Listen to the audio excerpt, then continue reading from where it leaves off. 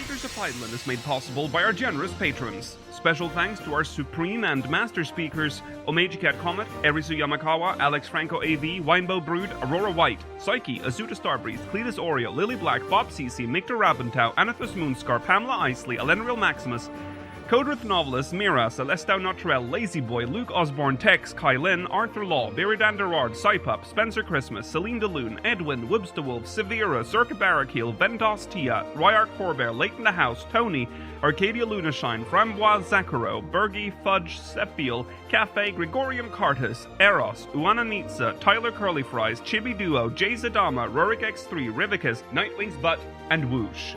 Get early access to audio and video versions of the show, including the post-show, by supporting us at patreon.com/speakersxiv. Thank you.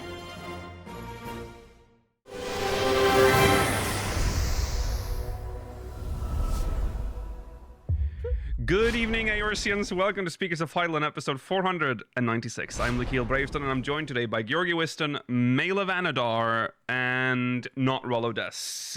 It is March the 21st, 2023, not the 20th, as is in my show notes. Yes, hello, this is Future Lakeel here. You might have just heard me say 2023 right there. That is obviously not the year. I made the same mistake, well, a similar mistake, last week, claiming it was the year 2024.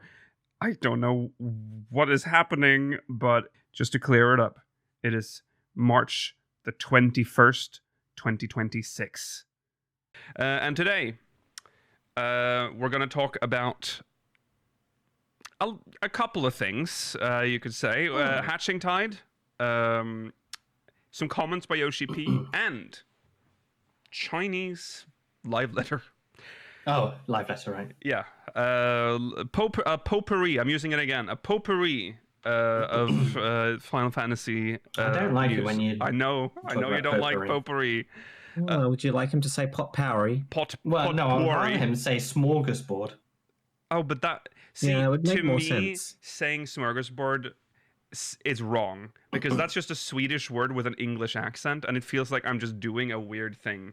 And if I say it in a Swedish way or in a Nordic way, it'll sound pretentious and like I don't know how to say smorgasbord. It puts me in a very difficult situation. So, anyway, we have a plethora. We don't actually have a plethora either. We have a little bit of stuff. A selection. A selection. Yeah. I'm sorry, what? A soupçon of... A soupçon of I like when you say news. that because that's the most pretentious word you could choose. We will also be reading your mogmails. Please do send us mogmails, speakersxiv.com/mogmail. We do need it. So if you send it in now, there's a higher chance that you will read it very quickly because we are at the bottom of the bag. And if, we're languishing in a mogmail-free world. If we are to survive the coming drought after this patch, of course, and after the live letter, there is a time after everything that's about to happen. If that bag is empty, we are, as they say, fucked. The end times are upon us. Yeah. Okay. Let me just do some. That's the wrong way. Okay, Yeah, there we go. And We feel a little off right now at the top of the show, but that's fine. Stay tuned. Maybe for the post show, we have no questions from the syndicate, so maybe for the post show. What do you mean by that? maybe, who knows? Maybe for the post show. Maybe this massive episode will go so long that there won't be a post show. I think this will be probably our first XS episode. Maybe. No, that's not true. We've had some crap very recently we had one item we had 0 items in recent events and only one main story that wasn't actually anything. That was a rough episode just a few episodes ago, actually. Okay, anyway, that's the show. Thanks for watching. Bye. No, it's time for recent events.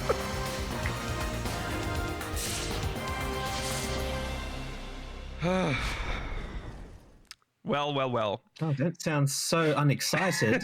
No, this is actually exciting. We start with Hatching Tide, the Easter... eyes are eggs. The Eyes Are Eggs, my favorite movie. The the Hatching Tide event is back. Seek the eggs amongst the weeds. It's the tagline. Seasonal event starting Monday, the 23rd of March, lasts until Monday, the 6th of April. We'll get into it, but there is quite a lot of stuff a lot of rewards in this event. Which I'm just thinking about the font there of Hatching Tide. I don't like the arbitrary way of having just random lines in them, like on the capital H. Oh yeah, I see like that. The E, but then the A doesn't have any lines on it. It's all over the place. Oh, you know what? I'm not saying that they did. This is like an actual stylistic choice, but it kind of looks like AI when it fucks up letters when it starts adding like random lines and things. Very interesting. I don't know what it's supposed to represent. Yeah, the choice is weird. What's eggy about it? Lines? White. Well, now that part I get, but the lines I don't. I don't know. The lowercase t as well. Hatching Tide. I mean, I know it probably should be, but yeah, because it's Hatching Tide. I don't know. I don't know. It's like Spider-Man. The M is lowercase because after the hyphen. Oh yeah. Yeah. I mean, it is right, but it feels wrong. Yeah. There is a blog post on the Lodestone official blog. You wouldn't know where it is unless you knew where to look. But they do have a button on the side. Yes, it's much clearer than it used to be, which was not clear at all. Yes. This will explain a little bit more about the event, but there's, like I said, there's a lot of event items. We'll get to it as we get through this post. Hello, everyone. This is Minorine or Minorine from the community team. Minorine. As the seasons change, today we bring you a little preview of Hatching Tide.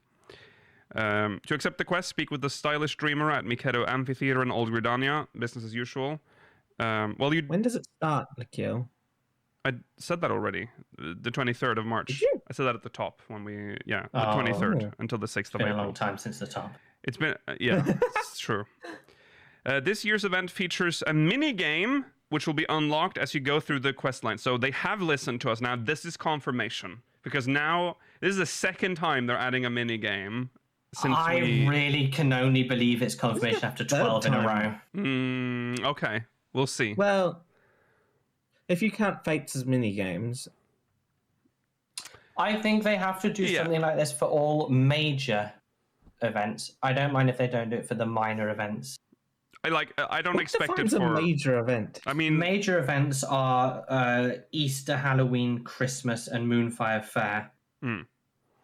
That's very Western of you. Well, yes. Well, they should cater to my needs. Should cater to us. We are the most important people in the world. We're the paying players.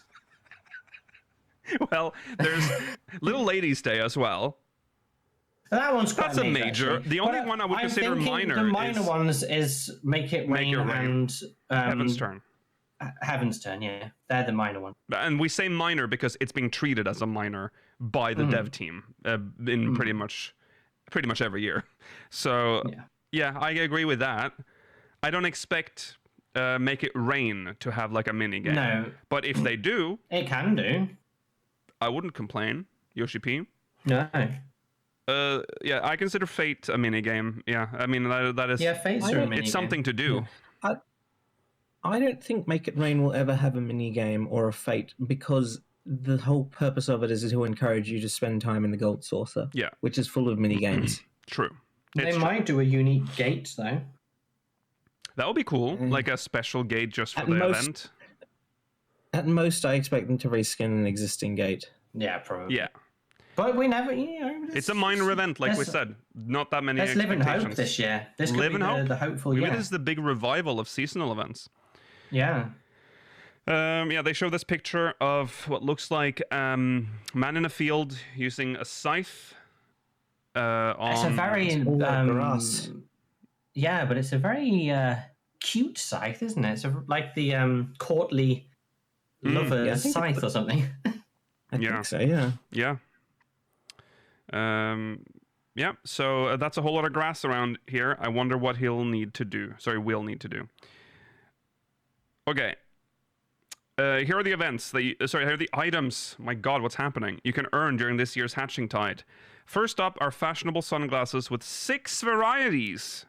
These will come in both headgear and face accessory form, allowing lots of freedom in your glamour. We have a couple of pictures of them here. There's some egg-themed ones, and eggs. Yeah, there's, eggs, flowers, spriggans. Did I add the spriggan one? No, I didn't. Spriggans. Well, actually, you see it here. Well, this is them showing off. Butterflies as well. Yeah. That's good. Stupid. Because they are also headgear, you can wear 2 pairs of glasses at once. Headgear versions support dual dye channels, so we encourage you to customize them to your heart's content. Dye, wow. That's not bad. If you find yourself overwhelmed by all the dye options, the face accessories... Oh, bless you. Okay, bless you. The face accessories let you choose from multiple preset colors. It's spring, guys. You can dye your headgear to create your perfect look, or pair the face accessories with ribbons or hats for extra flair. And since headgear and face accessories can be worn together, well, hence the picture that's on screen right now, yes, you can double up. Give it a shot if you're having trouble picking just one. Mix and match with fellow warriors of light and take screenshots with Hatching Tide decor behind you. They also preview the housing items, and again, we are continuing the trend of bringing. There's the mini one. You see, there's the mini one. We'll have a better look at it in a second, I think. But the foreground stuff is the important part in this picture, because it is, once again, they're taking decor that's usually out in the city states and making it indoor items. These are I don't mind that. the Easter or Hatching Tide decorations from the city states. And here are the posters and the little framed poster. Done what we said they would. Yes. I like the old art without that actually was related to the quest still, and I realized that when I look at that old one, because the new one, the new one's lovely art with the people from the Arcadian, but obviously so many people anyone who's not got to Dawn Trail won't even have a clue who they are. Yeah. No. It's nice art, but I liked when it was released as well. Yeah. I mean, you'll be excited when we get to Moonfire Fair, because you're going to get a lot of old posters filled to the brim with bobs. Oh, yes. That is so true. Yes. Moonfire Fair, I'll have to say, it's very risque, and its art it goes far with it. Yeah. Well, I agree, but I actually think they've been very not bob forward the last couple of years. No, I feel they like haven't been so focusing on men recently. Yeah.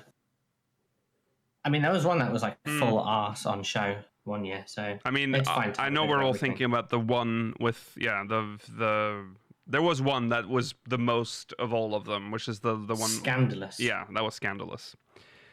It was a really good time. And the last one. What was the last one? Was that the swimming, the lifeguard That was the stuff? one with Horsefont and the Warrior. But they were covered up fully, weren't they, in that artwork? I'm pretty sure. But that still made people very horny, Likiel. People get horny no matter what you make. Well, remember, it's the golden rule here. People often...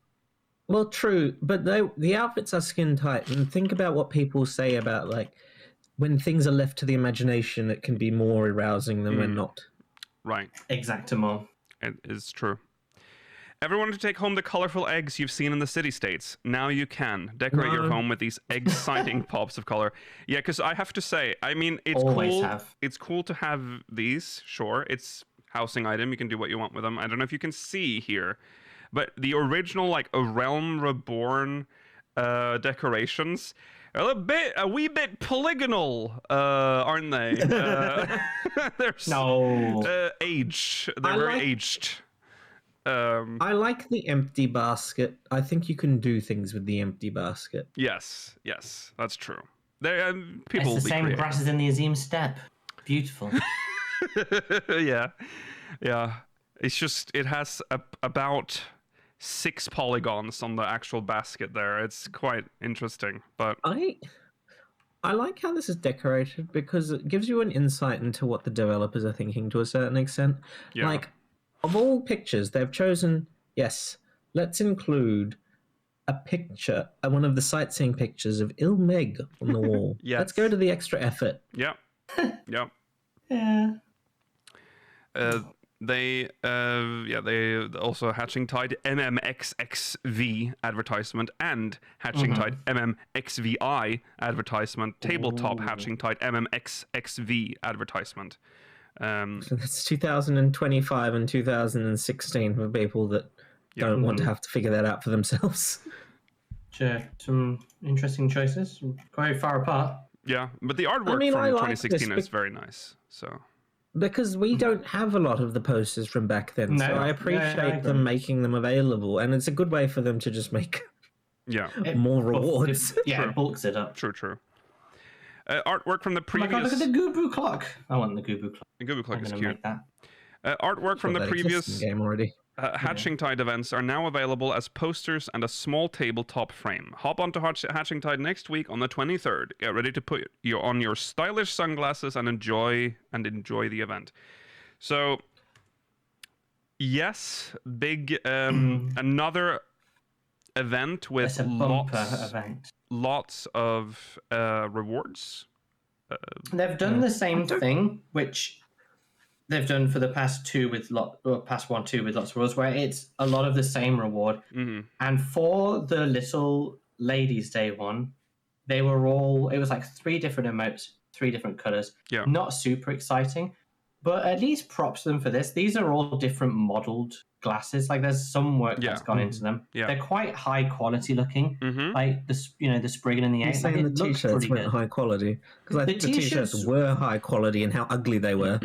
The t-shirts were high quality, but they were just texture at least, whereas these have some modeling work as well. I guess.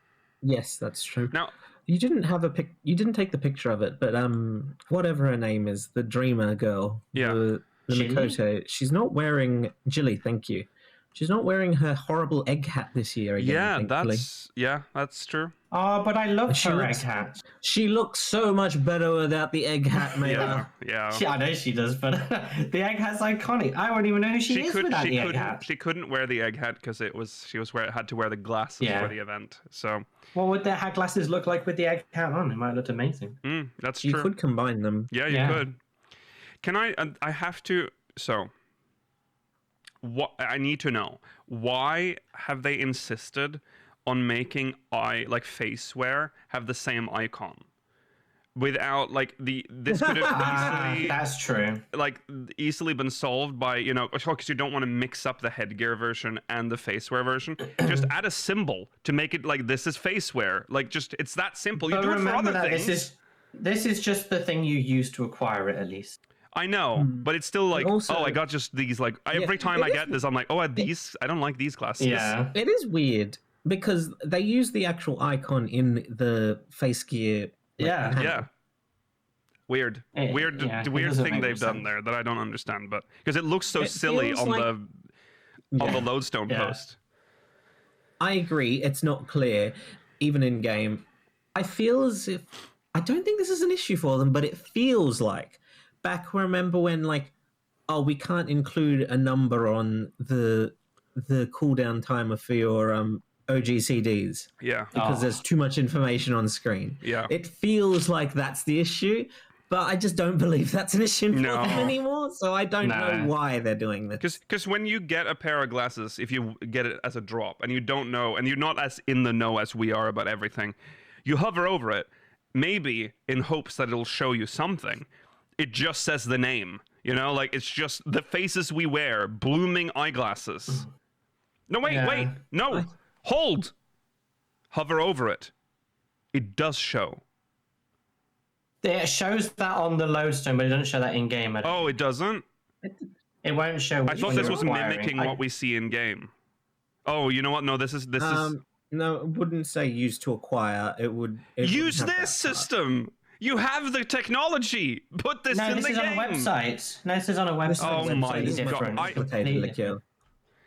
Oh, they're so close. It's exactly the same as with hairstyles and emote books and stuff. Yeah. The one that I find previews. more egregious is the one with mounts, because they have a pre-selected random number of icons they can use for mounts. Yes. Not just always the whistle. Sometimes it's a present. Yeah. Sometimes it's a bell. Yeah. I love it when it's the bell. Because no sense. I just imagine this, because it's always like a little like hand, like a ding bell, and I'm like, ding, come out, ding, Coral, get here, ding. I mean, I know that that's confusing sometimes, but it is. I do like how it's reflected in when you summon them. It does actually. It is the sound you hear when you summon each individual mount. If it's a bell, it will always be summoned by a bell. If it's a whistle, it will be summoned by a whistle. Yeah. And if it's a key, it'll make the bloop bloop bloop noise that is true. Quiet when you use it. Risking clicking and that a is link nice. while we're live. Let's see what happens. It's just confusing. It's just showing that all the faces we wear look exactly the same in the on the market board. I see. Yeah, that's I'm lovely. Pretty confident. Maybe they've made it good, but I'm pretty confident if you right-click on any of them, you can't preview what it looks like either. No, because you have to. It's a usable item, so it's not actually. So I think it should. In the same way as they changed Paladin Arms to be a consumable where you can look inside it and see the actual items and then look at them, they should do something like that with this. We should be able to preview what these look like. Yeah, you brought up the same issue with hairstyles. Why in the world can we not preview the hairstyle before we buy it? Like it's because that's character data. Because then you have to go wild. Would it be wild? It's just opening. Yeah. We have been conditioned into thinking that everything is so damn difficult when technology already exists. The hair one, I think, is a little bit different just because of the fact that they don't have the hair in that like tiny icon version of it, whereas we know they have the icons of the glasses. Oh yeah, no. They have the icons of other things. That's fair. I wanted to right-click and preview to get a preview shot of my character with the hair. Yeah. This is the world that you have summoned Taylor Kidd. Yeah, you right-click and you click preview, and it fades to black, and it goes.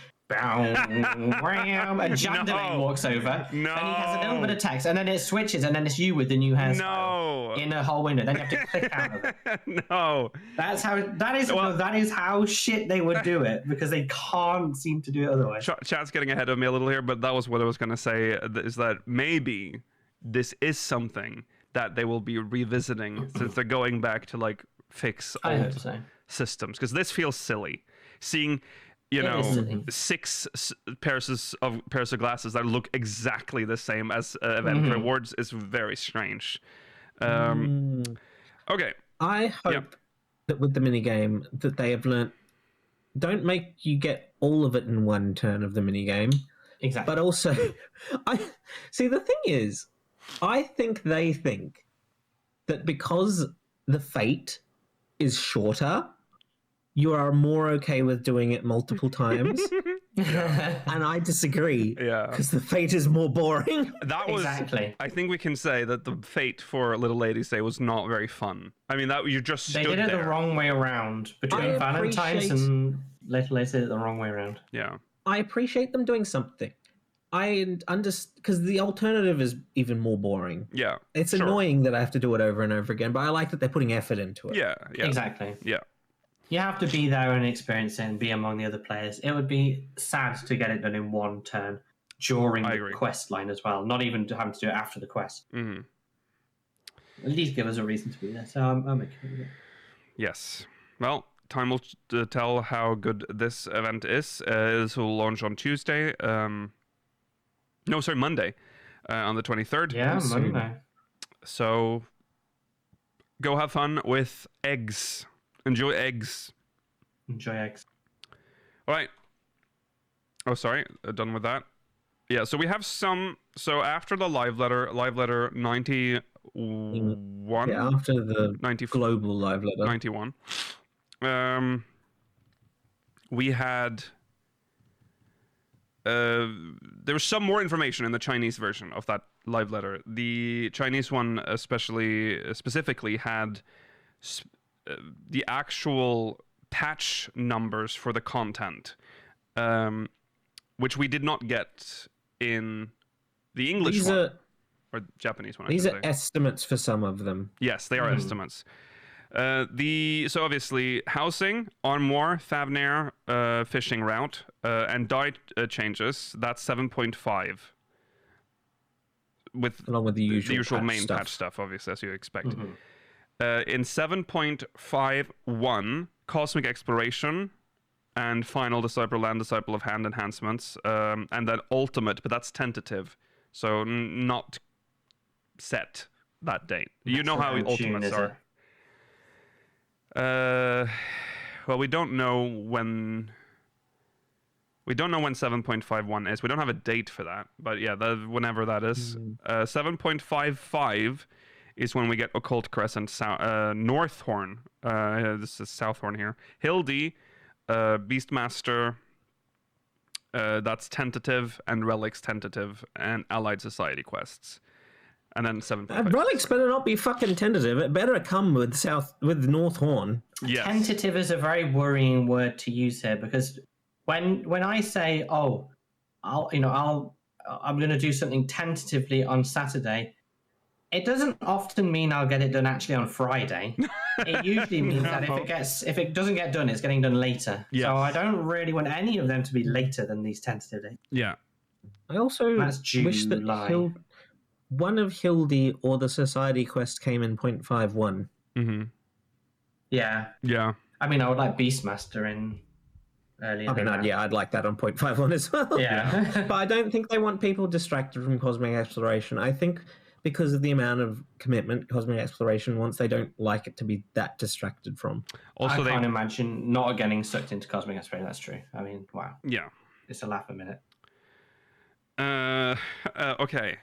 They probably also don't want people that do ultimate to one, like, there's a lot. The ultimate players and the cosmic exploration layers, that's a perfect overlap. Yeah. That is not a Venn diagram, that's just a circle. No, that's why they come at the same time. They are not the same. They are separate circles on different sides of the page. Yeah, exactly. Yeah, they are not the same. That's the benefit there. Yeah. Yeah. Okay. So that's just a little, now you know. Probably it's a lot of tentative being thrown around here, though, so maybe that's why they didn't show it in the Japanese. Housing and armoire being in base 7.5 is good. That is good. Yes. Yes. The armoire is that's wow. Yes. Big change. Did you know? Something I learned because I started going back and getting old artifact gear for gatherers. Mm-hmm. Did you know you can put them in as outfits in the glamour dresser already? Oh, did they add them as glam? Is that all of them, or just the more recent ones? I thought the only things that were in the glamour dresser that could be outfits were level 1 things. Yeah, I guess I haven't thought about. I guess that last patch apparently. I haven't. Why did we not know? We probably did. Maybe we did. Maybe I did because I did. Well, no, that was before the last patch. Because I remember people suddenly starting. Oh, but was it the same time they unlocked them for everyone?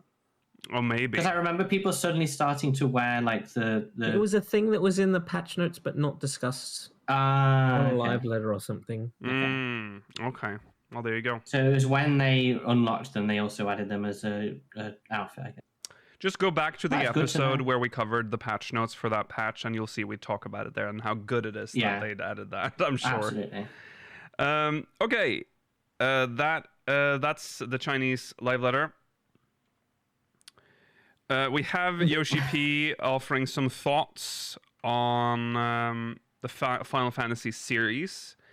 Now, I don't know if this has. I don't think this one has it, but he made a comment. This is for the promotion of the new Dissidia. That looks like shit. They're getting a lot. They got it. The game itself, the story and the plot and the aesthetic, I don't think is shit. I think the way it works is shit. Yes. Yeah. I think the fact that it's within a gacha system makes it shit. Yeah, and Yoshi-P gave a very careful answer when asked what he thought about the game. That's not in this interview, but I think he said it looks like something Nomura would make, all right, or something like that. That was his comment on the game. People have been taking that out of context. He was being more complimentary than the out of context statement is. But the statement itself, but that is the statement. Of where it's from is funny. Yeah, it's very funny. Okay, this is about Final Fantasy in general. He says that the gist of it being that younger players haven't had a chance to connect with the Final Fantasy series because the release intervals for new titles have gotten longer, which is something we have sort of talked about a few times before. This is from GamesRadar.com. Final Fantasy XIV director and longtime Square Enix employee Naoki Yoshi-P Yoshida has admitted the JRPG series is laughing at the. Yeah, okay, yeah, I thought you were laughing at a funny turn of phrase. Him as just an employee. Yeah, he's just a long-term employee. Yeah.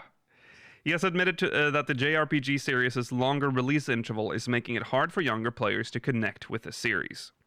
Square Enix has a lot on its hands with the Final Fantasy series alone, with the third and final entry in the Final Fantasy VII Remake trilogy still in development, and Final Fantasy XVII presumably in the very early conceptual stages. That said, the most recent mainline installment, Final Fantasy XVI, is already almost 3 years old without a follow-up in sight. Compare that to the 2-year interval between Final Fantasy VII and VIII, and it's easy to see why Yoshida reckons the series is more popular with older crowds. In a Square Enix YouTube video celebrating the release of mobile title Dissidia Duellum Final Fantasy, Yoshida explains why he's hopeful the new game will attract both new and long-time fans. They hope that this game will attract new and long-time fans. Yeah, because long-term fans will be drawn by the IP and new fans will be drawn by the potential to waste their money on a gacha game. Yes, it's so true. I'm 53 now, and I've been playing since Final Fantasy I in real time, Yoshida says. But for younger generations, people who grew up naturally accustomed to action-based combat and online competitive play, the recent entries in the series may have been harder to engage with. Part of that is simply because, I'm sorry to say, the release intervals for new titles have gotten longer, so some players haven't really had the chance to connect with the series the way older fans did. It's interesting they let him say that and broadcast it in the video. Yes. It's true, though. I mean, it is true. It is true. 20 years old, 18 years old now. Yeah. Obviously, the games you'd have been playing, maybe when you were 7 or 8 or whatever, Mm-hmm. Which Final Fantasy games are you going to have picked up? 15, 16. Yeah, and then 13. by the time you've picked up, you buy the first, let's say, you're 16, you buy Final Fantasy 16. By the time Final Fantasy 17 comes out, you're mid-20s. Exactly.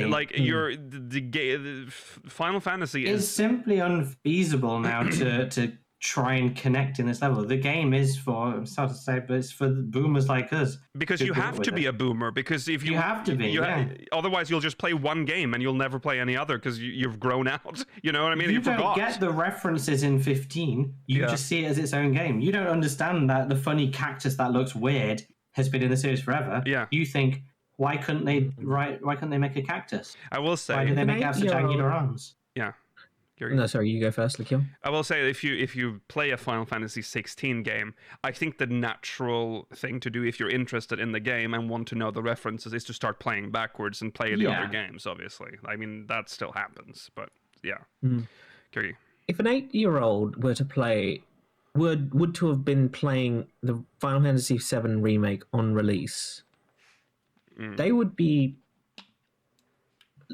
legal by the time the final game comes out, probably. Yeah. They would be able to drink once the last one comes out. That's ridiculous. They will have fuzzy fuzzy childhood memories of playing the previous game. That's crazy. Yeah. Yeah. Well, I remember playing the first part of this remake when I was a kid. What a horrible sentence. Unbelievable. You would not put an 8-year chat saying I would not put an 8-year-old to play remake. I mean, 8-year-olds were playing the original 7. Yeah. I played 7 when I was a wee ban. Yeah. Yeah. Okay. Dissidia Duellum Final Fantasy is the first new game in the free-to-play mobile Dissidia series in 8 years. A 3v3 team-based boss battler with a system inspired by social media. I'm gonna throw up. What the hell do you mean by that? Yoshida hopes will bring back the youngins. Why do you hate the young series people so much? love social media. In this era, young people can't spend we have social media in any our time game. other than on social media. What does this mean? What, when you're mid-battle, you can just start scrolling through TikToks just to keep your attention? I have to say, that is the most boomer thing I've heard him say. It's not even. Well, he didn't even say this. He says something Yoshida will bring. Well, what does he say actually? My hope is that both longtime Final Fantasy fans and those who love the characters themselves can enjoy this as a completely new kind of game. This is after. Especially for younger players. If this becomes a place where they can form a community, get excited together, and even discover the broader world of Final Fantasy, I think that would be amazing. So the boomer take is actually from the journalist. Fantasy came out several years ago, Yoshi-P. Yes, yes. The issue of longer intervals between entries in video game series isn't unique to Final Fantasy, of course. It's been 15 years since The Elder Scrolls Skyrim. This is funny because I was bringing this up to get Mailer angry earlier today. This is funny. And The Elder Scrolls 6 doesn't even have a release window yet. We'll get to that in a second. We'll get to that in a second. The new Fable game is coming out this fall, some 16 years after Fable 3, and GTA 6 is releasing this November, about 13 years after GTA 5. In all of these cases, development cycles are far longer than before as both budget and fan expectations swell. So if Yoshida's theory is correct, all sorts of developers had better start making mobile games inspired by social media if they want to be cool with the kids. That's all journalistic. That's yeah. Okay. I saw. I just to touch on Elder Scrolls 6 because I think it's the funniest shit. Is that Todd Howard is now getting annoyed that people are asking him about Elder Scrolls 6. You maybe should not have fucking teased it if you don't have anything. What are you doing? What an idiot. Sorry, I had to get that out of my system. Fuck you, Todd. The thing with these games, though, for the most part, these are like generational games. GTA 6 is going to be insanely huge for a long time. Mm-hmm. Elder Scrolls 6, if they don't fuck it up, which I'm sure they will, but let's assume they don't, will be an epic, legendary game. Fable looks really good too. People have a lot of nostalgia for Fable. I didn't get into it much, but it'll be cool. I would also say that with both GTA and Elder Scrolls, the series have really strong tails in terms of people continuing to play the games long after the game's released. I don't think that there is a significant swell of people in the Final Fantasy community that continue to play 15 or 16 long after they've been released. No, yeah. Exactly. And even fewer who play Dissidia mobile games. Mm-hmm. I don't think Dissidia Duellum, which apparently was a Dissidia game. Well, Opera Omnia, yeah, that's true. They liked it, but I feel like this isn't going to be generational compared to the other ones that I mentioned. Right. I think maybe 17 will be, but I am just worried. I don't know. 16 was a really, really, really good Final Fantasy. Yeah. But like you say, it just hasn't got that staying power like these other games. It's not a sandbox game. Right. No, it's not a sandbox game. Once you're done, you're finished. Yeah. Yeah, it's weird that they need smaller Final Fantasy games specifically to fill in the gaps between the bigger titles. And the 7 remake trilogy does count towards that. I think that's on the same level as a mainline game. I know it doesn't necessarily feel like that to long-term fans because of the fact that it's not a new number, but it is on that scale. In fact, it had a bigger budget supposedly than 16. So the effort put in makes it definitely it can fit into that. They just need small, like you say, small single player, or at least non just mobile free to play slop to keep people going. Yes. I think development cycles are just in a shit state, mainly because they fire everyone the moment a project's done, And then they have to they have to rehire go and for find a new- new place to work. Yeah. Maybe if they They kept need their to be- artists for longer, they would do. Well, I don't think that's the case. I don't think that's the case with Japanese studios as much. Well, that's I true. don't know actually, I anything, don't know. Jon Snow. I mean, and there are games that they've released, like CS3 has released last year the Final Fantasy Tactics remake, but they need to make new games as well. They're very Yes. remake heavy, but even with the remakes, their marketing is pretty bad. And yet they made this huge advert campaign for the Square Enix sale on Steam. Mhm. And yet I've only ever seen it being brought up when, like, I've never actually watched the advert on, like, YouTube or something. It's never popped up, so I don't know where this advert's showing. I've seen it, but only, like, people saying, "Oh, have you seen, Ben's star is on this Square Enix advert?" Yeah. Well, where the hell's the advert? It was even a playing? successful. Yeah. I just think they need more than just that. Yes. Yeah, they do. Yeah. You don't see the advert, Mela, because you have ad blocker on. Not on YouTube anymore. Nothing works on YouTube. No, that's true. I get adverts now. You still on have, YouTube you still again. have, And you Twitch. either still get ads or you get like that, like half a minute black screen. I like that black That one, screen. that one's nice. It's good because Well, it let's makes me Leaves you fear. alone with your thoughts. Yeah, leaves you alone with your thoughts and gives you that little sneaking like horrible sinking feeling that your internet's gone out as well. I love that. I love that. Okay, yeah. I think everyone agrees that it's taking a It's far long too- time between Final Fantasy This games isn't now. just a Final Fantasy issue. No. as No, well, it's though. all This is over the place. Yes. It's the age of the indie again. I really think that's true. Yeah, there's a lot of really good indie games out that is worth giving a go. But and then you play indie games, and then every decade, like there's a new AAA game worth playing, I guess. And So, because the AAA games come out every decade, they've decided that, well, if we're only going to release one every 10 years, it has to have so much content in it that it makes them want to play for 3 years. So they Ubisoft it up with loads of collectibles that aren't like fun to collect. They're just random things hidden in the world. yes. But then making that surely takes up dev time.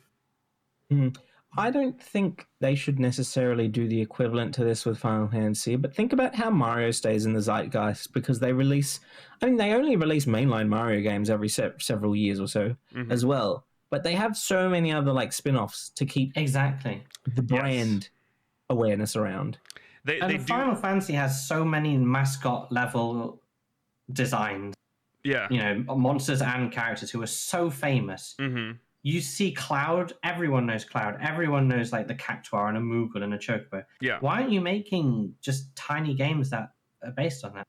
Where's our little like Chocobo Farm game or something? Or like, Well, remember when they anything. tried to do Chocobo Racing? The reason Chocobo... that was shit was because you had to pay for the game like 3 times. Yeah. And it was on the Switch only for ages or Because something. Mela, Like, for Square Enix, a side game for them is like a cow to milk. Like we need to get milk. It's cow milk.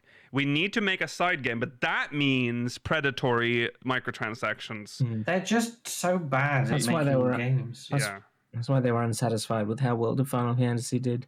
Not predatory enough. No, exactly. Yes. Well, yeah, World of Final Fantasy is a perfect example of a side game done well, like a spin-off game done really well.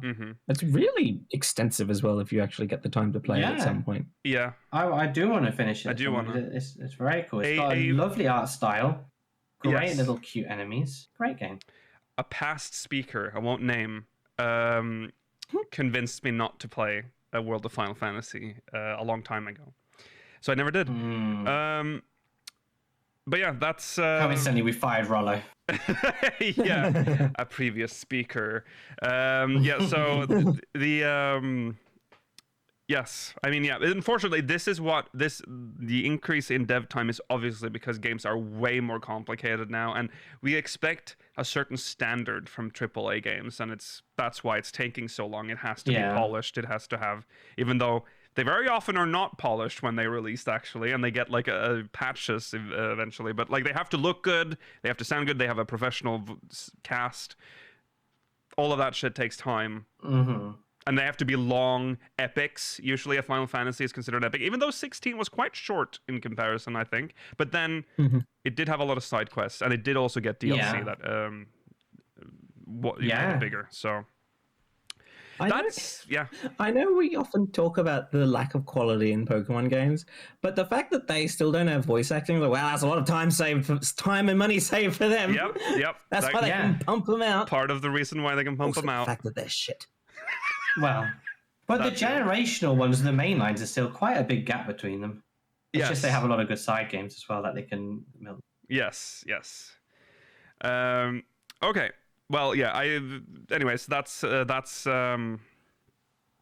Yoshi-P's comments on the release schedule, pace, intervals. Yeah, old man comments on young people. Nothing we can really do about it. Like I said, there's just too much. There's nothing we can do about it. No, nothing we can do, but nothing they can do about it really either, unless they want to lower the quality. Exactly. Okay. Make games cost $800. Sorry. Make games. Who said that? Was that XQC? I think it was XQC. Did XQC say that? Make games cost GTA 6 should cost $800. Some shit like that. I think oh, that is funny. But because of how that's out of touch. I can see the logic of increasing the price, and I know people don't like the price increases of games. I don't like it either. But I mean, it's not like movies have gone up in price. No. Going to the cinema has gone up in price. But that's not necessarily because of watching the movie. That's from everything else that you do when you're there. I'm assuming consuming television costs almost nothing. Right. Based on think about how much it costs to produce. You pay for cable, or pseudo cable, as I call it now, which is streaming. Yeah, but how much does a prestige piece of a series of prestige television cost to make one season of? Exactly, millions upon millions, and then you pay $12 a month. Really, movie tickets have gone up, but you're not paying $80 to go to the cinema, and a movie costs way more usually than a video game. Like we're talking hundreds of millions of dollars in absolutely, and production crews. Imagine a full movie production could have, I would say, employed hundreds of people. I would say most movies cost more than most video games, with this exception of GTA 6. Certain that's exactly what I was thinking. That's the only outlier that I can think of that could potentially cost more. Yeah, that one costs between $1 billion and $2 billion. That's why it should cost $800. Yeah. You know what else costs a lot of money? Star Citizen. Yeah, that's true. Yeah. I don't even, how dare you bring it up. But don't bring it up. Even Star Citizen, even though it has scammed close to $1 billion, it is not close to GTA 6's budget. Not yet. Don't. He's working on it, guys. He's working on it. Star Citizen has made money outside of just the crowdsourcing, hasn't it? Yeah, I'm sure it has. Yeah. It's also private investments too. Whereas GTA 6 has not yet asked for our money, so that's true. Good job, Rockstar, at least. But I can understand GTA 6's increased price because it is the world's most expensive. It's going to be the most expensive video game. Like in terms of production. Do you know what would be really funny if it comes out and it's like a little bit shit? It won't, but it would be really funny. Well, it better fucking be the best video game ever. It better be the best game, yeah, absolutely. It has to. It has a lot to live up to. Yeah, but well, we'll see. Fingers crossed. Fingers crossed. We'll be there. It's speakers of Vice City. It releases this year or next year? It's always pushing back. Vice City. I think so, isn't it? Yeah, it is. It's gone back to Vice City. Yeah. The best city. November 19th, 2026 is the... I'll be there. Yes. It was supposed to release last year. Yeah. It could get pushed into early 2017, even not 17. And that's a decade ago. GTA 6 is going to be such a strange game when it launches because it's going to have the highest bar, like it is the highest expectations. But if it reaches that bar, oh my god! I just can't believe that will be a generational game. It will be for sure. Yeah, I mean GTA 5 is. It was very good. Yeah. One of the still is. And it's such a game. It's like a weird game because it is GTA is a weird genre of game. It's just murder everyone. Murder, rampage, crime. We love that shit. Yeah. We love that shit. Good, like, in a realistic environment as well, so we can feel like we're really doing it. So, yeah.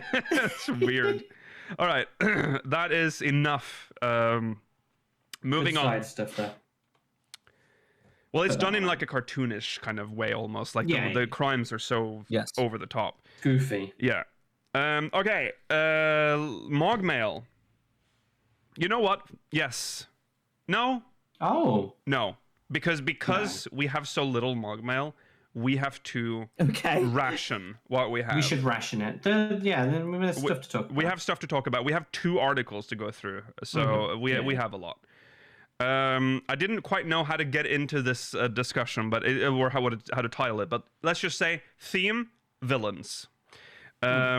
This is from our favorite. Who are they? What are they doing? Yeah. Where are they? Yes. Mm-hmm. Where do they come from? Yes. This is from our. Where do they go? This is from our favorite blog, I guess. From I think it was called Massively OP. Mm-hmm. This is the Wisdom of Nim. A long time ago. It's been a while since we've had discussed any of their stuff on the show, but they do really good 14 stuff. So discussions. I would recommend. We love you, I think Elliot Lefebvre. If you want to read up on like some really cool 14 theory crafting and stuff, I would recommend Wisdom of Nim. Go there and check it out. Mm-hmm. We're gonna go through 2 sort of related articles ideas that he's discussed. Yes. These are about the villains and threats of 14. I might have put these in an order I think these are in the wrong order. I think I would do the other one first. Yeah, let's start from that one. So we'll start with reconsidering Final Fantasy XIV's big bads. Where are they now? Video games are games in which you have a lot of opponents, all of whom you can beat, usually with violence.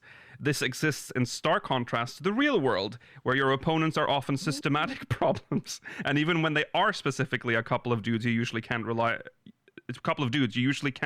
really fix your problem just by punching them. So true. So mark one down. Hard enough. So mark one down for video games. And Final Fantasy XIV has given us a lot of opponents over the years. So many that back in 2018 I went. It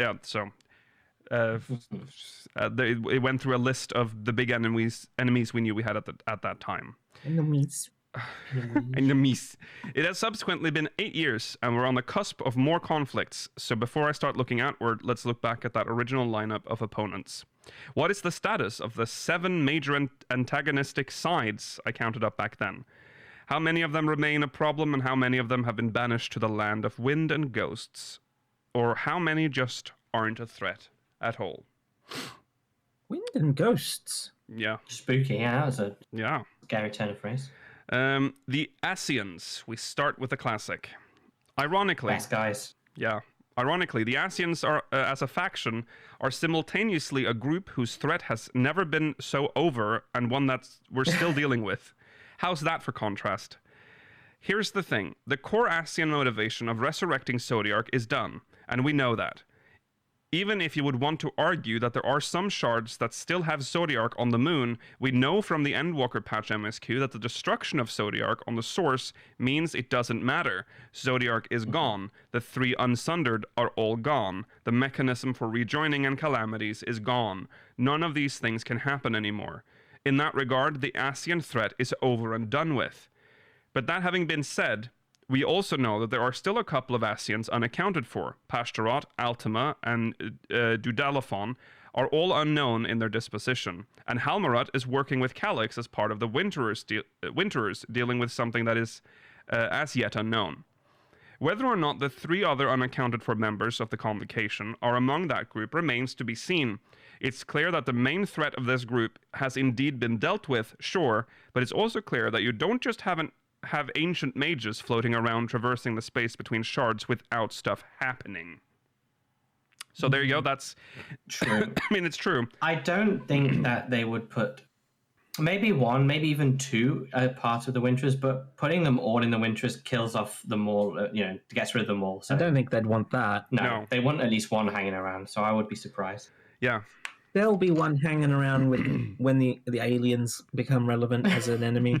Yes. Absolutely. Yes. When this game ends, it will be us hands in hand with like Pashtarot or something. Yeah. Saying goodbye to the world. Oh, but there's also the possibility of an ancient that's not even like one of the 14. Like maybe they had astronauts. And then they were like, they've been in space. Lord all help this me. time. No, Lord please. help us all. Please, no. What? We know that as far as we're aware, only 1 thing was sent from the planet into space. And that was the horrible As far as bird. we know. But they didn't even know that. I suppose. Yeah. Oh, God, can you imagine? No, I don't want The to imagine. space Asians. The Spacients. It's why the fact that like the Asians, their storyline should be over. So that's why it's intriguing to see the Asians back, sort of with Halmarat. The Asians, as a collective, are over. Yeah, the order of the Asians. But the individuals left over, they're still around. Why wouldn't they do something? Right, exactly. I mean, they could be like Gaia. They could just vibe. Yeah, they could just vibe, I guess. But yeah. Moving on to Elidibus. At first, it seemed like Elidibus might be the one splinter of a different faction within the Asians, but that came from the reality that he was dealing with the contrast of trying to be an ideal hero for all people. He's now dead as can be, and his overall goals have been thoroughly explored, and then we had another dose of them in Pandemonium for no particularly good reason. Done and over with. I don't think that's fair.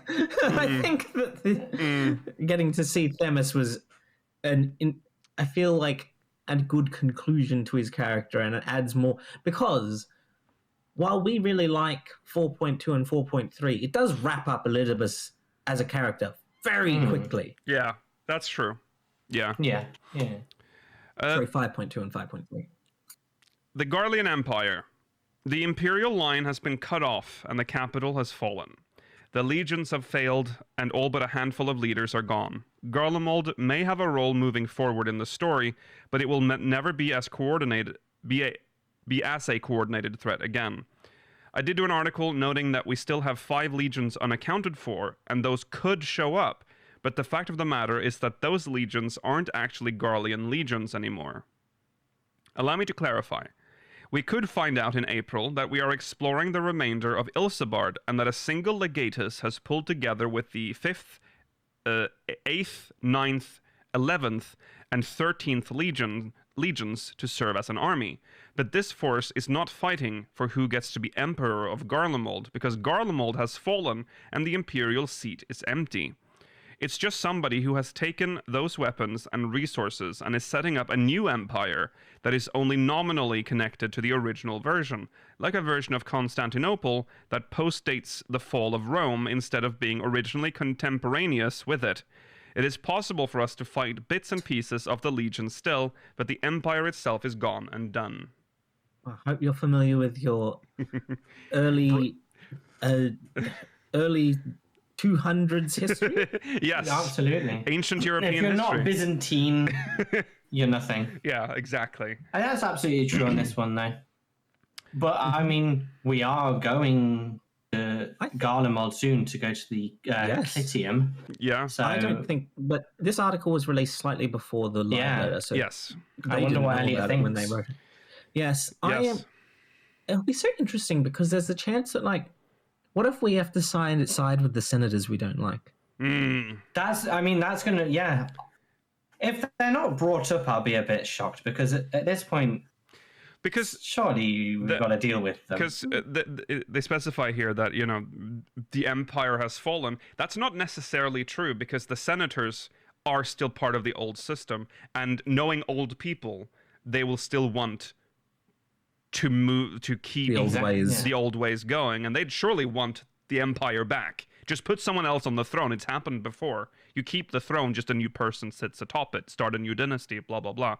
So I don't know. I don't know if it's necessarily true that Garlemald has fallen and we'll never see it as an empire again. There might be. I think there might be some story. The idea of it resurrecting from the ashes is pretty cool. Yes, but I mean, yeah, Georgi. I was just going to say, this has happened in games before, even as something as simple as Pokemon, bringing it up again. Team Rocket comes back in the second generation after they were supposedly disbanded after the first one. Just because the original product, the original organization is gone, doesn't mean the idea is gone. Right, exactly. No. I mean, we know that the Garleans still hold fast to the... hold fast to the ideal. They're very proud people. Yeah. So they were ready... Return. Well, exactly, yeah. Yeah. Yeah, he exactly. returned too many times, really. God. Yeah, so I think that could be a very interesting storyline, because it puts us in a weird situation where, maybe we have to side with the senators, or maybe we have to work against them because they want to bring back a oppressive empire again. I mean, I don't think Garlemald was a good place to live in. No, maybe someone in those maybe there's a distant but confirmed blood relative who could ascend to the throne, and they're going to make a platform for them to become the new emperor. There might be someone left in the royal line. They find someone that's good actually and put them on the throne. It's just, I don't know if... Very unlikely. I don't think Garlemald is... clone. Yeah. No. Xenos too. No. I think the way that the empire... Solace clone. I just don't half think... Solace, half Xenos. I think the way that the Garlemald is put together, I don't think, even if they found a good emperor, I don't think it would be good. I think maybe we will see the return of the Republic of Garlemald, the original Garlemald. The installation of democracy. Finally. Hooray! We've been waiting months for this, years for this. Yes. Well, we'll see. I'm very excited for... We couldn't do it in Doma, but we've done it everywhere else. Yes. Exactly. It has happened. We'll put someone on the throne and we'll be like, hashtag not all Guardians, but then they'll still become evil over time, and they'll be like the 9.0 threat. Well, the thing is, it's difficult because if we're going to think realistically, because I feel like they brought your real history in here, putting a new person on a throne that has been governed by that's been held by the same family for I don't know how long that their line was. I mean, since the start of the empire. I mean, Solus founded the empire, right? Yeah. There's going to be no people. They have no allegiance to this new person. It wouldn't work. We need to have the Ilsabadian equivalent to the Nuremberg trials, so that we can teach them exactly what they did wrong. I mean, it's a surprise we haven't. We can't let it happen the same way that America dealt with Japan after the Second World War. They need to know exactly what they did that was fucked up. Yeah, I feel like they got away quite easily. You think Garleans? The senators are not being charged. Oh yeah, the senators. Yeah, they're just in their little Sermit bunker. But we don't know how much power. I mean, remember, Garlemald was a republic that became like an absolute monarchy and under an emperor, right? So they might have just been puppet senators, like they often do in absolute when they do. But they've taken the opportunity quite clearly of the situation to they were probably themselves in a little bunker. I'm assuming they were appointed by the emperor. I mean, that. That's... But we know that senators were able to act against him because we have Maxima. That's true. So there was some sort of limited democracy going on there.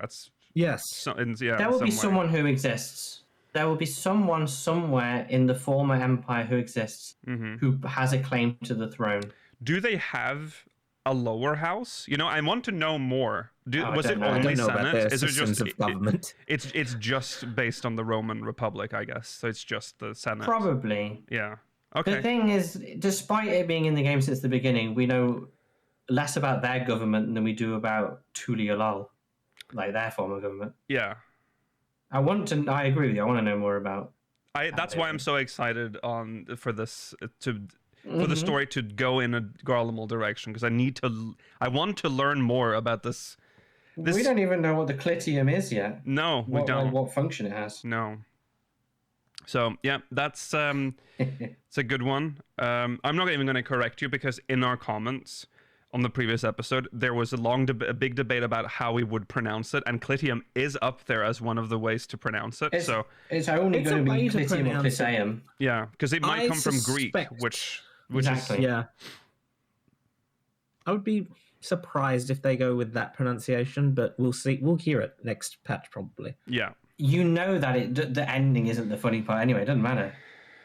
But then again, it could also be like Bosnia. We didn't hear of that for years. Mm-hmm. Yeah. That's true. That's Bosnia. true. It was always Bosnia. But I'm pretty sure if we're going there someone's going to say it in the MSQ. For sure. Okay. Alpha now. Yes. Hopefully. Moving on to the next one. The East Aldenard Company. Isn't it East Aldenard? Okay. Is it East Aldenard Trading Company? Yeah. Yeah. This one's an interesting outcome to villainous faction.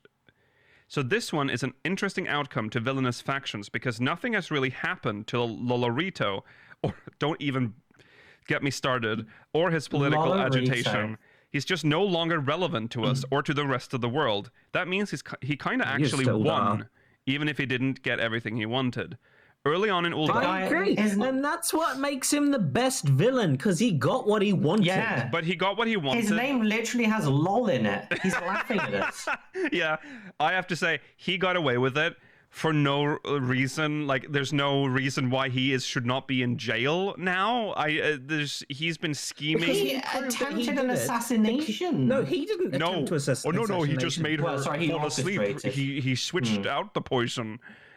Exactly. He tricked the actual assassin into thinking that he killed her. Yeah. And because of that, like, he's able to get around it. He's a master political negotiator. He is a master. Honestly, Lolorito is one of the most fascinating people who's never mentioned or is not relevant at any point. Yeah, no. Anymore.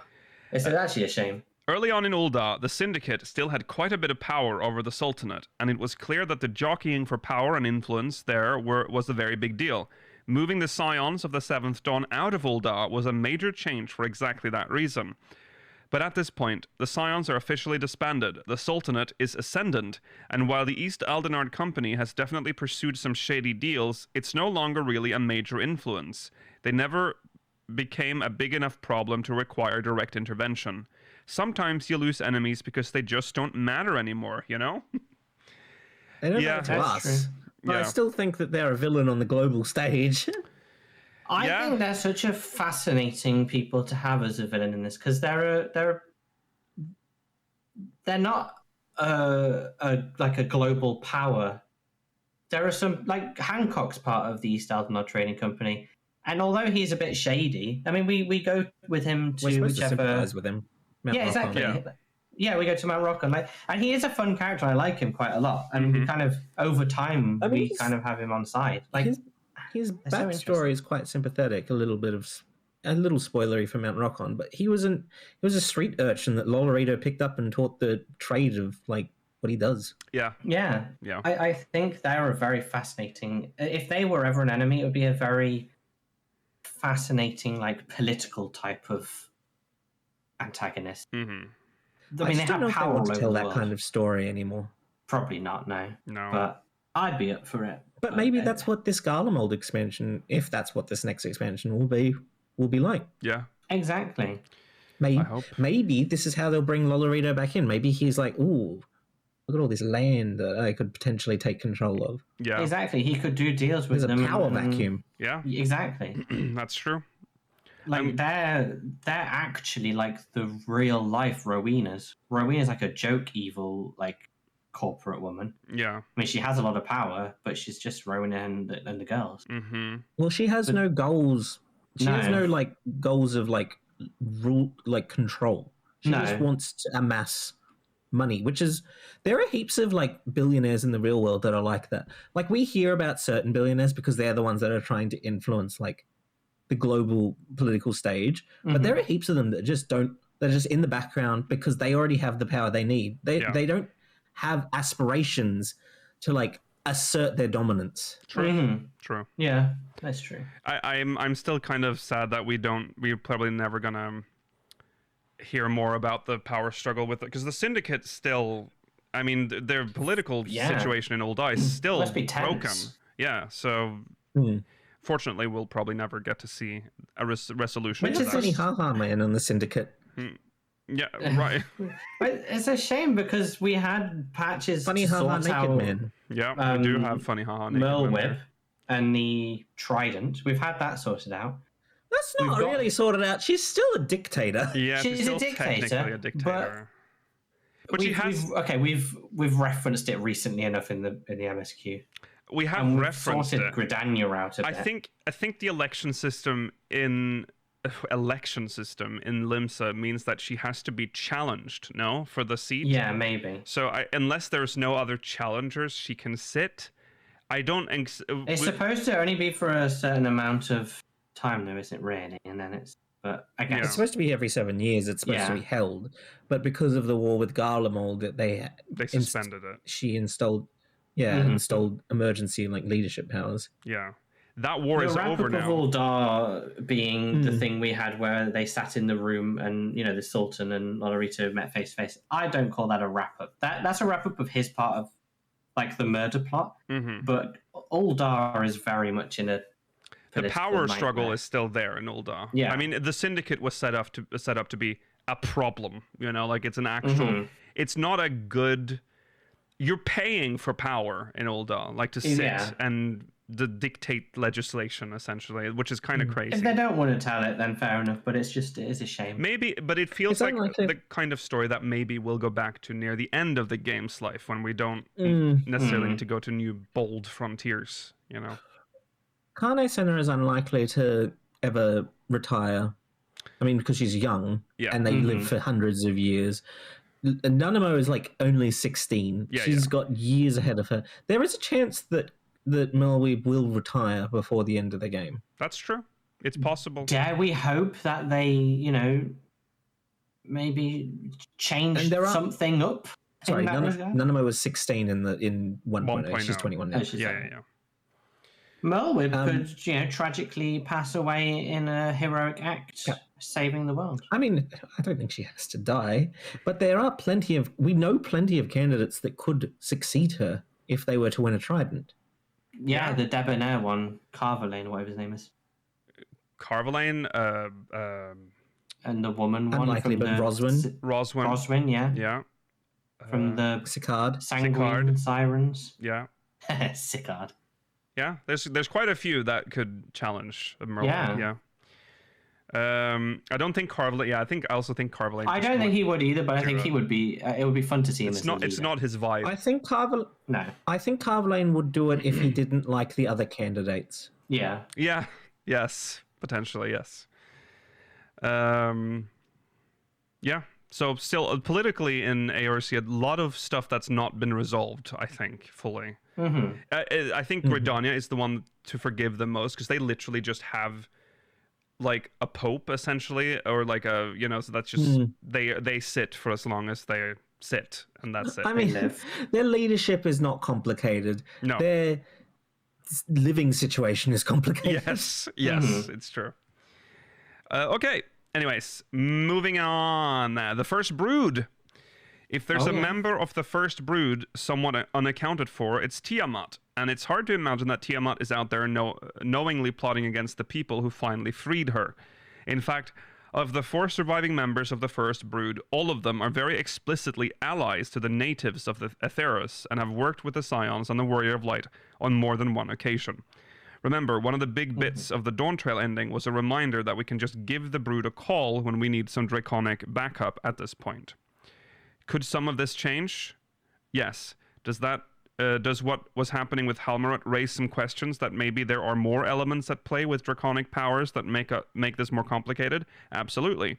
Does any of this change that the First Brood is not an ambiguous potential opponent but a fairly reliable ally? No. That's true. I can't imagine any world where any of them would turn on us. No. No. Imagine if Tiamat just got like captured again as soon as she arrives in Mirror City. It's like we've changed. You guys dragons aren't in control anymore. God. Fuck off. Or maybe in the same light, like, oh, we've not seen a dragon for so long. Finally, one has returned for us to worship. Let's make sure it doesn't get away so we can worship it as long as we need to. Yeah. Let's chain her down and worship her. Is this like Jack Sparrow in the second Pirates of the Caribbean movie where they make him chief just so they can eat him? Yeah. Yes. Yeah. Yes. Yeah. It wouldn't surprise me. No. I mean, yeah. Okay, and then we have the Void. As an aggregate, the Void remains a threat to the Source simply because its very nature is like that. But in practical terms, we've taken out most of the major threats that could lead the Void in any kind of concentrated assault.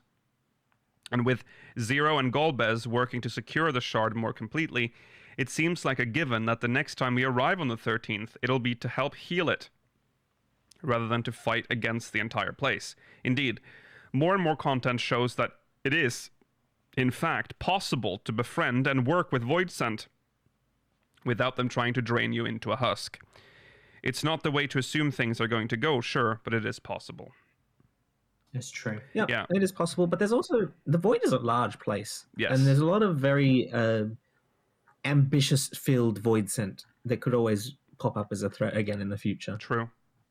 Golbez and Zero might be very strong, but they're not infinitely strong. They could get snuck up on or something and consumed, or maybe they just get corrupted by being in the Void forever and ever. That too. Well, Golbez's willpower is very strong, so...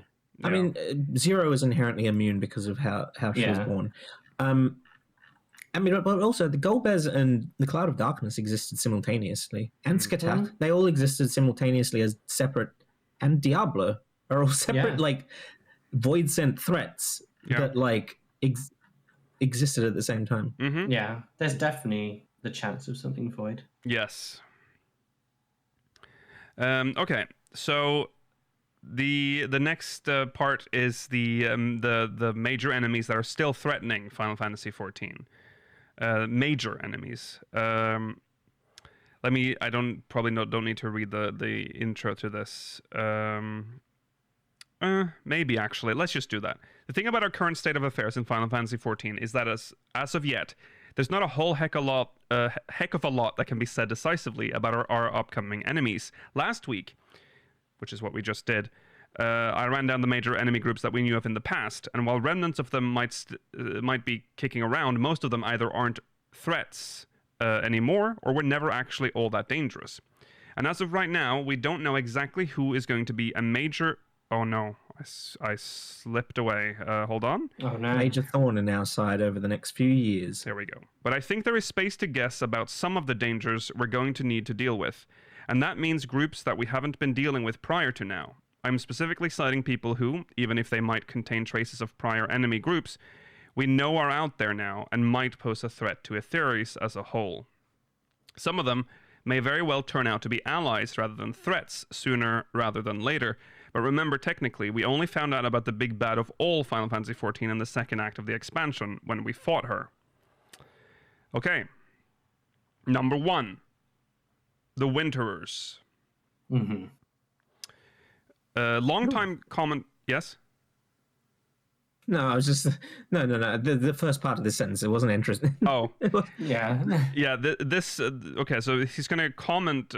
So, long-time commenter, Booster7, shout out, speculated on last week's column that the dialogue we've we've heard from this faction thus far seems to imply that this is a group with a different agenda, such as the possibility that maybe there's something making the shards inherently unstable now that Zodiark is gone. I think it's a little too soon to conclude that definitively, but I definitely got the sense from the dialogue that we're talking about a group that isn't so much seeking to destroy shards as aware they're on borrowed time. What that means, in the larger sense, is very much an open question. And while I don't think we're talking about just ASEAN nonsense again, I think that this is a potentially major threat we'll have to deal with. I think it's also going to be very different from the threats we've dealt with before, of course. It's very possible that Halmarut was less saying that the shards are naturally doomed, and more that she was claiming that the ninth specifically isn't that much longer for its existence. Why? Well, that remains to be seen. There's lots of space to speculate and no answers yet, but if you have to bet about our first upcoming villains, here's a group with a strong candidacy. The Winterers. I mean, they're the ones that are most clearly set up for it. Yeah. Yeah. I suppose it could be just the ninth.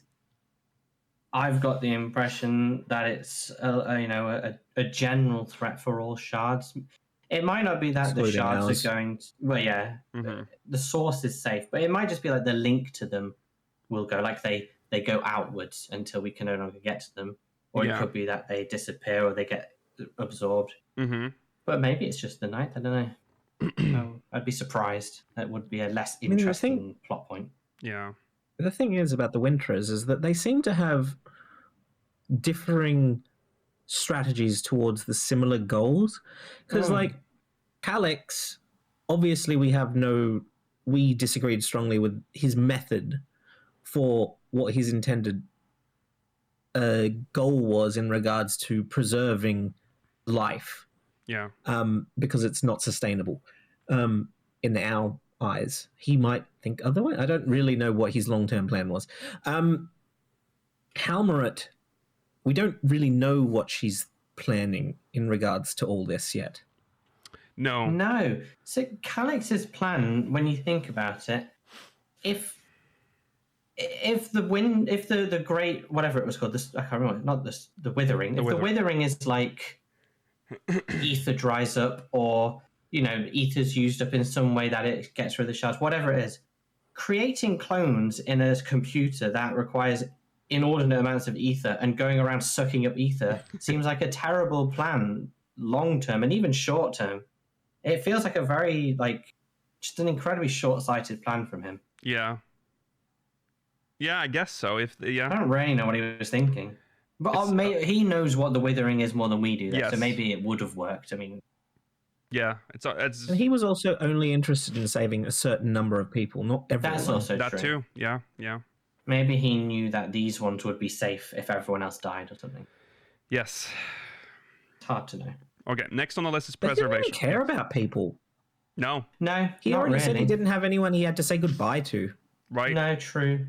He's a bit of a miserable squirrel. Yes. You would be too if you were stuck in the body of a young adult for the rest of your life. True. That's true. Yeah. Next is preservation. You might think that with Calix having lost, preservation is done for. But the thing is that Alexandria is a big place, and while it's clear that Calix was working with the Winterers and might have a completely different real agenda, there's reason to believe that maybe preservation still has some juice left in it. They may have been fully squashed, but don't count them out just yet for sure. I mean, yeah, we've... what's her name? Ellison woman. Shale? What's her name? Shale, yes, thank you. She's talked about how she still needs to do more research in that research facility that we visited. Yeah. So still more of a chance of that. And we are seeing her working on the key, assumedly with Y'shtola next patch. Mm-hmm. Preservation might be an antagonist in 7.5, and they may come up again later on, but I wouldn't expect them to be part of 8.0, I don't think, because of how localized they are. Yeah, I feel like I'd be surprised if they're I agree. I'd be surprised if they're an antagonist in 7.5 simply based on everything we've seen of 7.5. Well, that's also so true. Yeah. It feels like we're leaving very quickly, so I just don't see what preservation can even do other than side quests, and maybe if we go back in the future. Yeah, I think it's just going to be mostly with the Winters that we're going to deal with going forward. But hey, Mericidia. The fun thing about Mericidia being a big old question mark is that there's a lot of room to speculate about what might be going on there. And one obvious way to speculate is that a lot of our assumptions about the continent may be fundamentally wrong. Sure, we all know at this point that it isn't just a place we can nip off to really easily, but a lot of speculation about Mericidia revolves around two ideas. One is that the continent doesn't know about anything happening beyond its borders. And two is that it doesn't realize that Alag fell ages ago. That's crazy. If that's like they just If that's true. don't know. They still think the Allegan Empire is threatening on the other side. I mean, that is, yeah, it's a good idea, but it's also, with the amount of time that's passed, have they not noticed that no attacks from them and well, they the may calamities? have thought, I know it won't have reached them majorly, but it sort of affected them. they may have thought that they won the war and that Allag is just like still licking their wounds. And became so isolationist that they never, in like hundreds of years, ventured out. Yeah.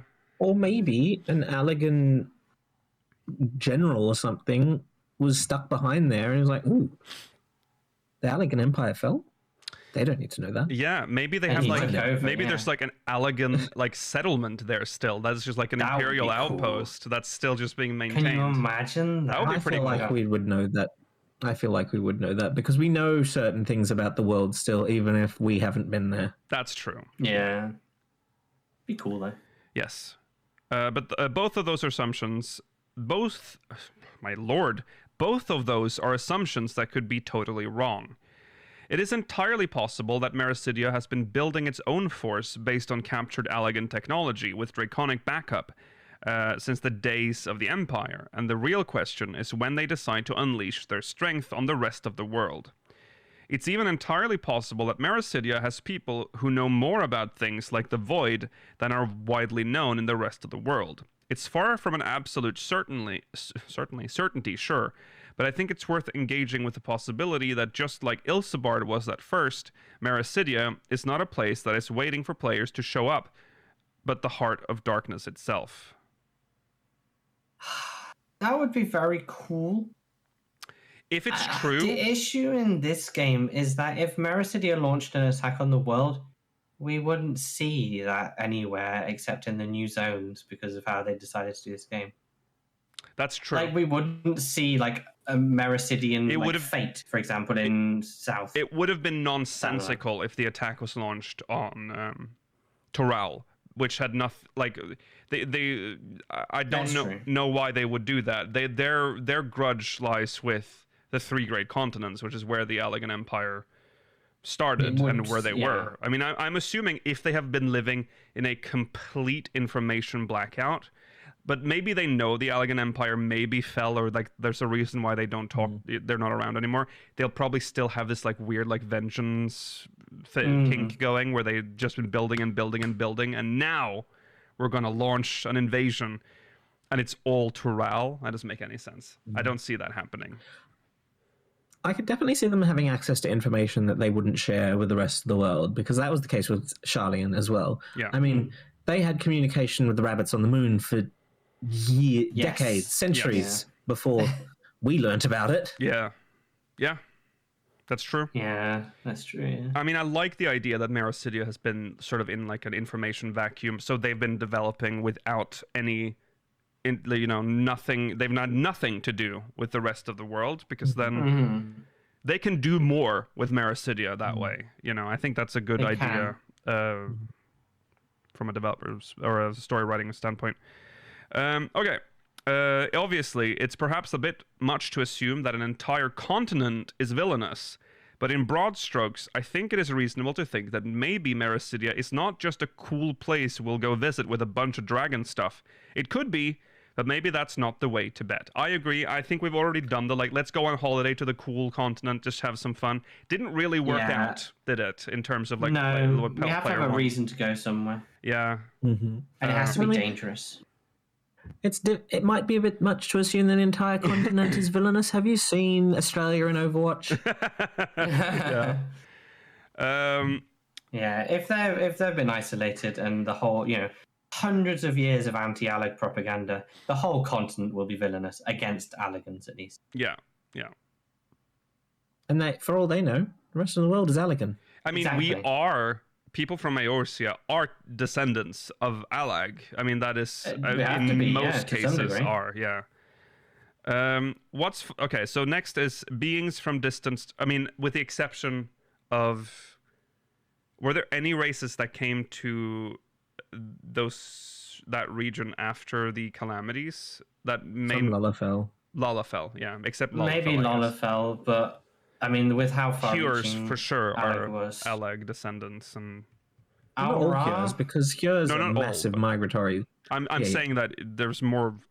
There are a large The rain portion. aura may have escaped because they mostly live underwater. That's I mean, true. a lot of them. Yes, that's true. But also, a lot of them could be not even from like because their ancestors like identified as Allegan. It's just that they were consumed by the Allegan Empire. Yes, yeah, that too. A lot of it will just be Yes, overlords. Of course, of course. Okay. Beings from distant stars. What's fun about this leg of cosmic exploration is that we are examining the ruins of other civilizations.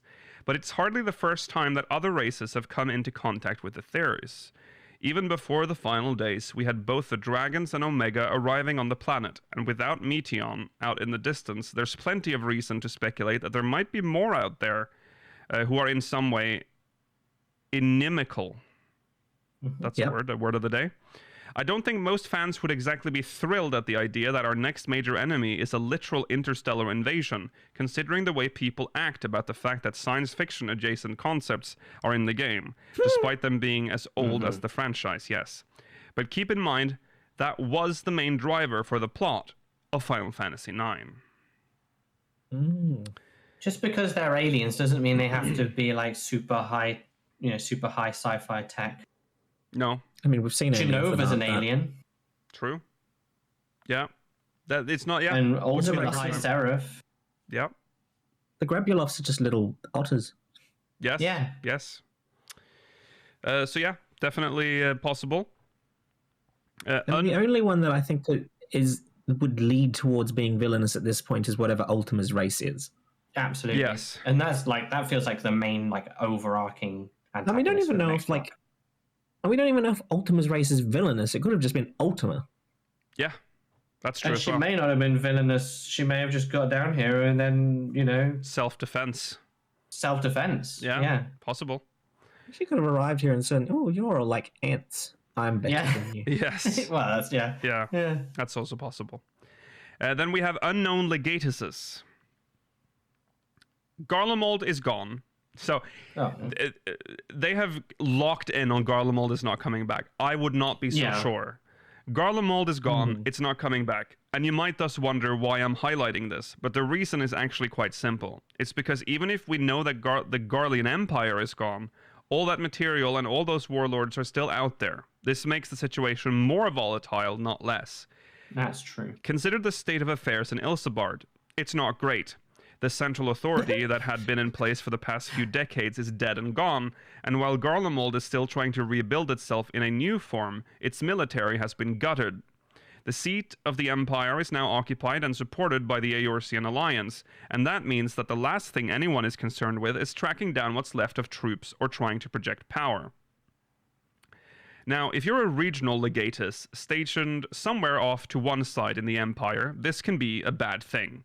Your troops have no one to relieve them and might not be loyal, but the thing is that you can take control of this group just the same.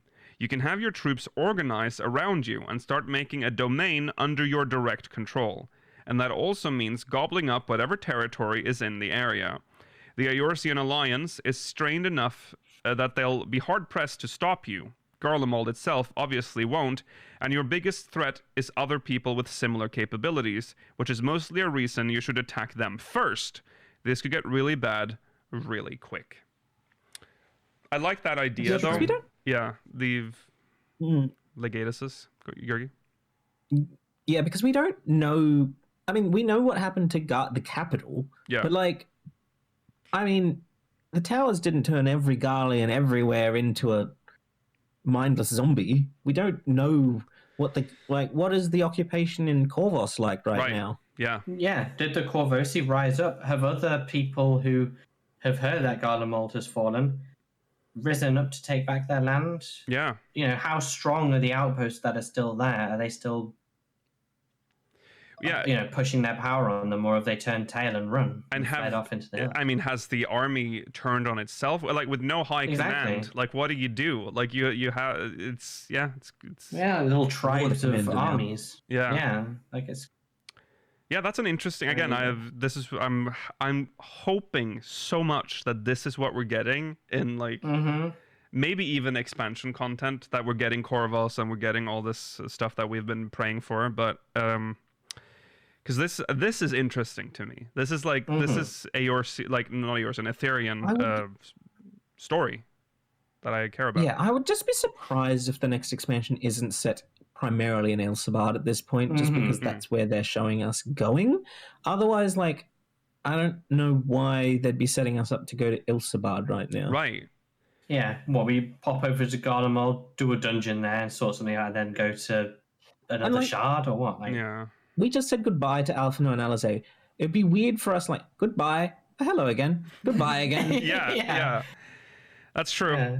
So, yeah, I'm hoping we're getting dive into this. I don't know. You have to be a very convincing legatus to get the army to be like, oh, yeah, sorry, we're making a new land right now. It's going to be called Bing Bong Island. No, okay.